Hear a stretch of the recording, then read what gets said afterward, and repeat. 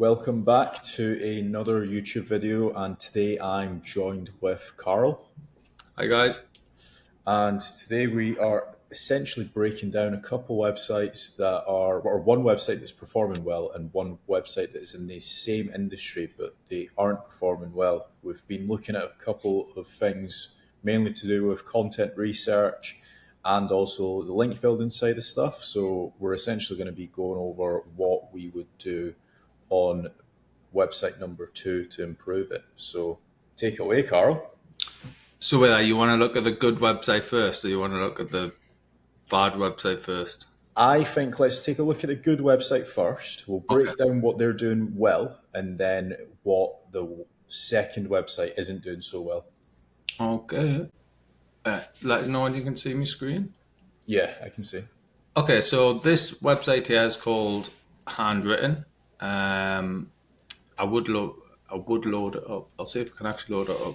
Oh, I don't think you'll be able to see it. Oh no, actually, yeah, I can see it. Yeah. Apparently, it just lets us swap between the tabs. Pretty cool that. So anyway, this is the website. You can see it's pretty slick. Very nice design. I would say within this niche, it's probably one of the key players, and the niche seems to be like a robotic, sort of like handwritten cards, but actually it's written by a robot, but it just looks like it's handwritten, right? So you can It's see kind of like a converter, right? Yes, I think so. Right, okay. I believe so anyway. But yeah, so this is like mass done. So, like if you're a CEO or you can see our president of a company and you want to wish someone happy birthday or well done for doing something, they would kind of do this, and it's just a quick way of them doing it rather than having to write it out from scratch each time. But it also makes it look like it's written from scratch. So this is like the website. This is you can see it's quite clean. So if we fly over to Ahrefs, you can see here it is a mammoth of a website.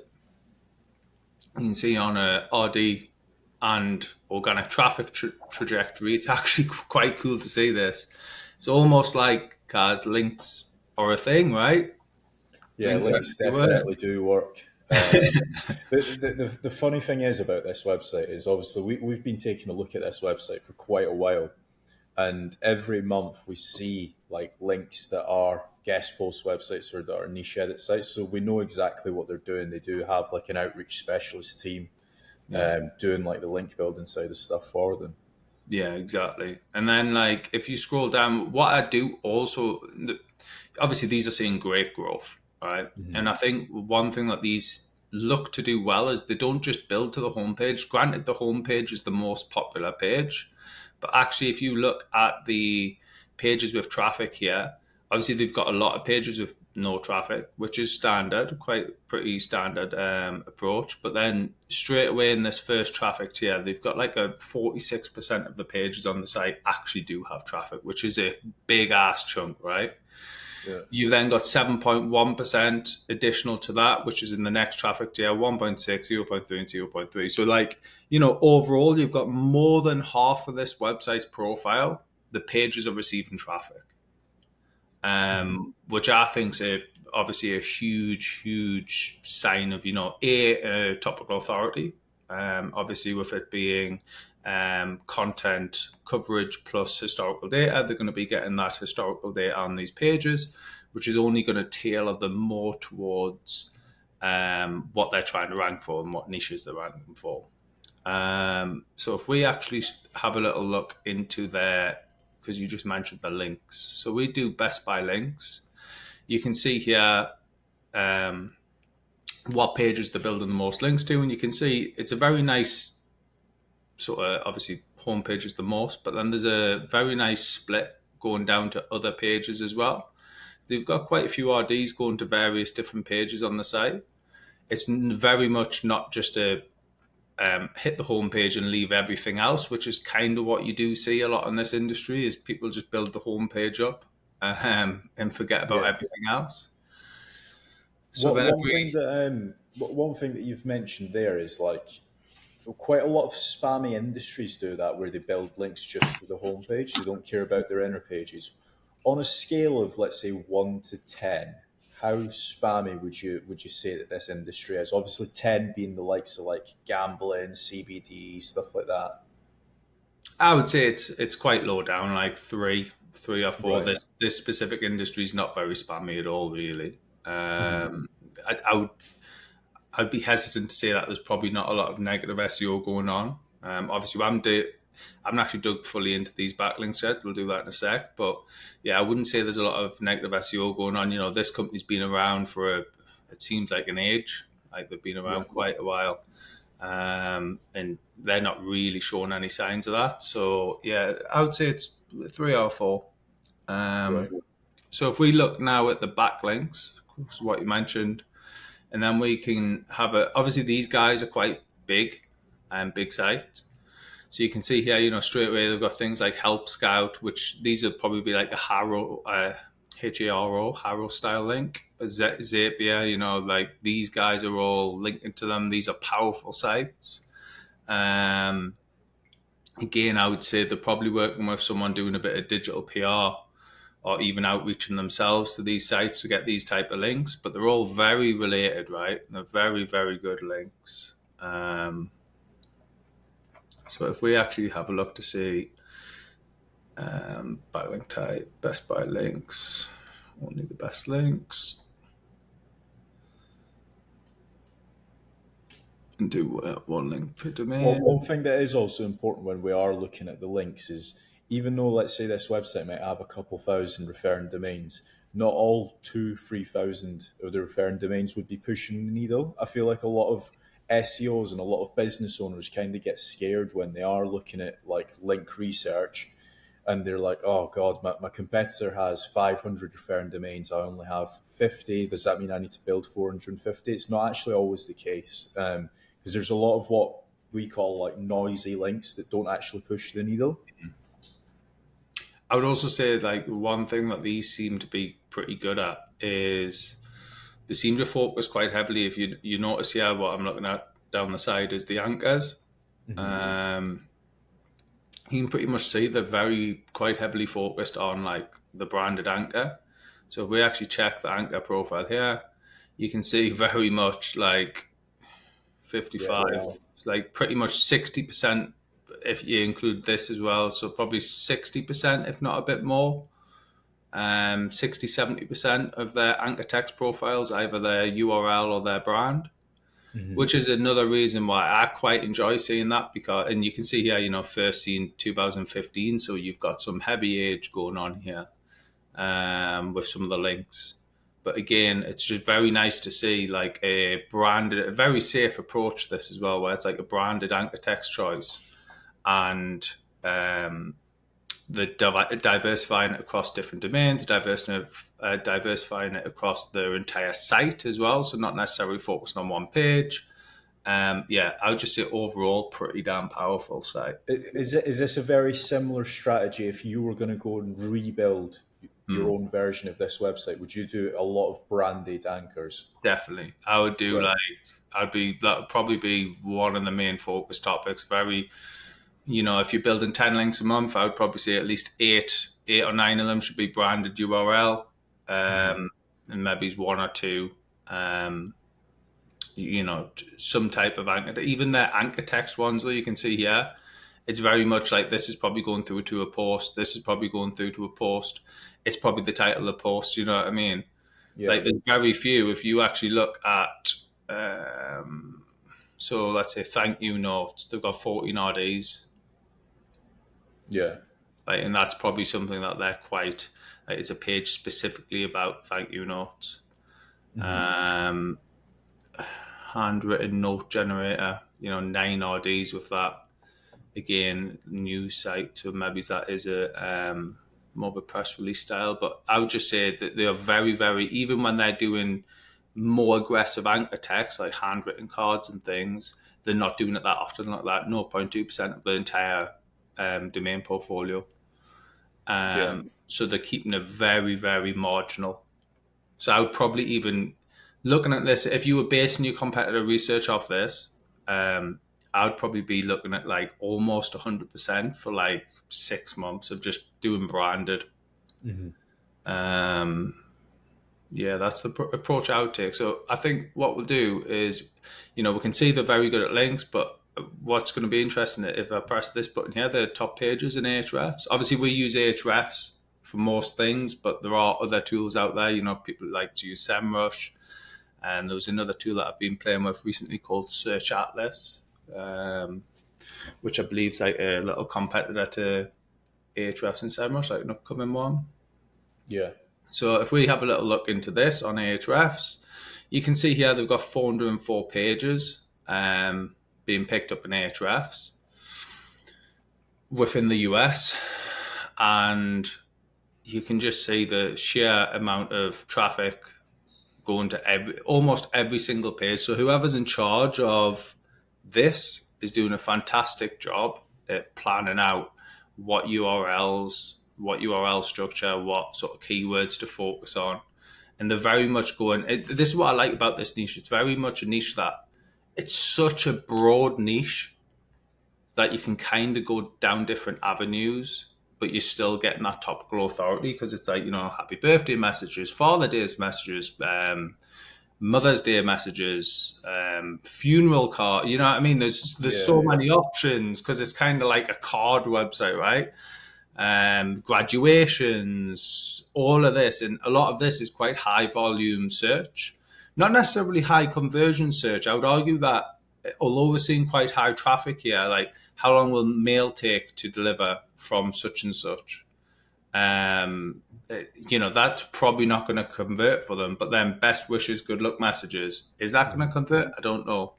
But then they've got ones further down that are like thank you cards for any occasions, stuff like that. So again, I just think they're doing a really, really good job at targeting. I think one thing that people need to remember when they are doing topical research and keyword research is not to always go after the high converting pages. I feel like that's where a lot of people have essentially messed up on, especially after the helpful content update, where they've only been going after best related articles or Like review commercial related side. articles. Exactly. I think what you need to obviously first of all do is show your expertise in the industry. Like I always use this example, like even before the helpful content update, is if you went and asked your mate where to run, or like let's say your friend's like a really expert when it comes to like marathon running and stuff, he's not just going to push down your throat like the best running shoes. He's going to be able to essentially tell you like, oh, okay, Carl, you're getting into running. This is where I would recommend to start running. This is what supplements I would recommend. This is where I would go for the first 6 months, do this type of training. And then also, by the way, if you are getting sore feet, try out these shoes. So you're almost like the knowledge hub when it comes to like running shoes, or for example, like handwritten letters. They've got articles to do with how long will it take from zip code to zip code calculator, right? So you almost need to show your expertise when you are doing keyword research and when you're also doing topical research as well. It's super important. Yeah, and I think one of the main problems is people overlook that because they go, well, there's no value in that, right? They're not going to make any money. But what they're kind of overseeing is the fact that they're ticking a box in Google which connects them topically to their main money keywords, which in time will build money anyway, right? Yeah, And exactly. also audience building as well. There might be, if the site's set up correctly, which I haven't checked to see pixels and things like this, but I imagine it's going to be. It's quite a big site. They're going to be retargeting. So anyone that they're catching, they're going to be hitting with probably social media ads, Google AdWords ads, Bing ads, whatever, and kind of getting those extra touch points for just a trust. So, at some point in the next year, a person who's just went on and clicked that might think, oh, actually, I've seen this website, it looked quite good, etc., and come back. Yeah, exactly that. So on the other side of the spectrum, let's take a look at website number 2 and see what we can improve upon that site. Okay, so actually, let's look. I'll actually show the site. So this is website number 2. Again, it's a very nice style of site. I believe these two sites operate on Shopify, if I remember correctly. I'm pretty sure they are Shopify style sites, but yeah, just another, it looks very similar, I guess. It's got very similar images. A lot of websites in this industry look the same or the Yeah. same-ish. Well, I quite like this effect that I have here, which is pretty cool. Yeah, Our handwriting versus the typed. But again, they are very similar similar setup. So, on the front of things, it looks very similar. If we just, before I even dive into the Ahrefs, if I show you this, one thing straight away that, stands out like a sore thumb is there are not many pages on the site. And again, what we were just mentioning, Kaz, look what this site is doing. Handwritten business letters, handwritten notes for businesses, letter checker, handwritten envelopes. They're kind of doing exactly what we said you yeah, probably don't want to do. They're trying to focus solely on more commercial intent, right? So here's maybe one page there that we've just seen out of 20 pages or so that hmm might have a bit more of an informational intent. But actually, again, 27 pages are omitted, so they don't have a lot at all, and most of them are aiming towards like a commercial intent, right? right, So if we come across, this is the Ahrefs. So a completely different site. You can see here, they have been going since 2019, roughly, or at least from an SEO perspective, they might have been going longer than that, obviously. They've got way, way less RDs. So, straight away I'd be saying get buying some links hmm or, you know, outreaching and getting some naturally placed white hat, naturally placed links. I say that because recently did a podcast and it was quite interesting, the whole debate of what white hat and black hat is. yeah. It's like one of those things. Yeah, so I think the biggest thing for me on this website is twofold scenario. They definitely don't have topical authority. So Mm-mm. they've said what they think topical authority is the custom letters for businesses or bespoke letters for businesses. They've done a load of, like, what was it, 27 articles to do with stuff like that. Yeah, Yeah, they massively need to expand on yeah. their knowledge base and their topical research. And the I would second say thing, if you look here, yeah, cars. So further down, what's quite interesting, obviously we're just looking at organic pages, but obviously the hard part here is you have to also scale these numbers up. So they've only got 22 organic pages. mhm, So when comparing the two, you might say, well, actually they're doing pretty well. Because obviously if you look at how much of their pages are receiving traffic, it's still around the 55% mark, right? mhm, But again, they're not really focusing, and there isn't a lot of pages here. Like the other site has 465, and I think they still have a higher percentage. It was something like 60% previously, right? Of yeah, pages have traffic, and again, we haven't even dived into um, what sort of keywords they're focusing and stuff like that. yeah. So that SEO is all about scaling out. The more amount of pages, the more amount of links, and I think that's what they're lacking at the minute. So if you look here, like one thing they seem to be doing all right on is they are focusing quite heavy on the links that they've got. They're focusing quite heavy on trying to get like a branded anchor in there. Like the top 3 referring domains are all branded anchors. That's probably totaling roughly 48%, give or take. There's more here, RoboQuill. So they're probably getting about 50% of their anchors all saying RoboQuill. But again, I would be just leveraging growth. I'd be trying to focus on when you compare it to the likes of the other website, they're growing a good few hundred RDs over a few months, I believe. So Yeah, I'd be trying to focus on that. So if I just quickly look, from December they were 220. So they built from December to the end of January pretty much 100 RDs, 150 RDs handwritten. Whereas these guys, they don't even have 100 RDs anyway. So yeah, I would be looking at mass link building as Yeah. quickly as possible as they can. What, And then, one common question that we get asked, Carl, is obviously these guys massively lack links. Do you need to worry about spacing out the amount of links based off of the data that we have from like our actual clients and stuff? like link velocity is a thing type thing.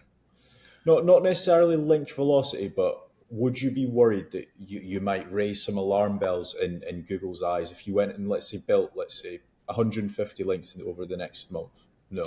No, not necessarily. So what I usually like to do is it's like doing all things. So you need justification for the links. You don't just randomly gain 150 links out of nowhere, right? So you have to be able to justify where those links are coming from. So a strategy you could do is almost like a press release, which is, very, everyone, most companies do press releases. Do a press release, and then off the back of that, try and just build links around that press release. So if it was around a certain subject, try and mass build some links. So it almost looks quite natural in that sense. Again, branded anchors, you can almost like, obviously we run Backlink Doctor as well, and we do a hell of a lot of affiliate disavows at the moment. But if you actually look at a lot of the common principles between these sites, is they just went really hard on aggressive anchor text. Even though they're saying, oh, it's topical or whatever, it's still very much a keyword rich anchor text that if they rank for it, they'd be quite happy. So yeah, trying to focus and dial in on that branded, and treating it like a brand, you know what I mean? Treating the website as if it is a big brand, and focus on that brand keyword would be a must in my eyes. That's what these guys should be doing. I And think again, 100 links might be outside of someone's budget. yeah. I think Sorry, what were you another saying? thing that one thing that I wanted to mention as well is if you're naturally acquiring or naturally building out, let's say, 50 articles a month, naturally you would acquire links as well. So it kind of goes hand in hand with the amount of pages you have live. Like, let's say, for example, they didn't publish any pages on their website and then they went and built 150, 200 referring domains. Yeah. That can be a little bit suspicious. But even if, let's say, you're publishing 5 articles a month and then you're building, let's say, 10, 15, 20 links, then it's, again, it does look very natural. Is there anything else that you wanted to cover? I would say as well on the link building side is try to build like a diverse portfolio of links. A lot of people just do guest posts and niche edits, but what they're not looking at is the platforms behind these guest posts and niche edits. So, it's great that most are WordPress sites, right? But it's still a very big footprint if all you're getting is WordPress site links. Yeah. Try and get some forum links, your Quoras, your Reddits, your WikiHows, as you've seen previously. These are all different like platforms that are, they all probably have traffic within their own rights as well, like Reddit, Quora, that is crazy traffic. So you could actually help build a customer base off the back of it. But then at the same time, like diversifying the links, with press releases, as we've already mentioned, forum links, social bookmarking sites. It's very much like you want to diversify that, not just always building guest posts and share it. Yeah, exactly that. I think diversity going into 2024 is going to be massive, especially when it comes to link building as well. But yeah, With these guys, the last thing I would say is obviously try and dial in the content strategy as well. You see here they don't have a lot going on in terms of content strategy. So I'd be very much just ripping apart the competitors, right? Go into your main competitors because Handwrytten isn't one of the only, but there's a few other big in that niche, big sites who are doing well. Grab a lot of their content plan. You don't even have to be a top level SEO to do that. Use a tool like this. You can grab the keywords, the article titles, come up with something new, publish them, build some links to them. Simple. perfect. So that has been our SEO strategy. Thanks for joining me, Carl. Cheers, guys.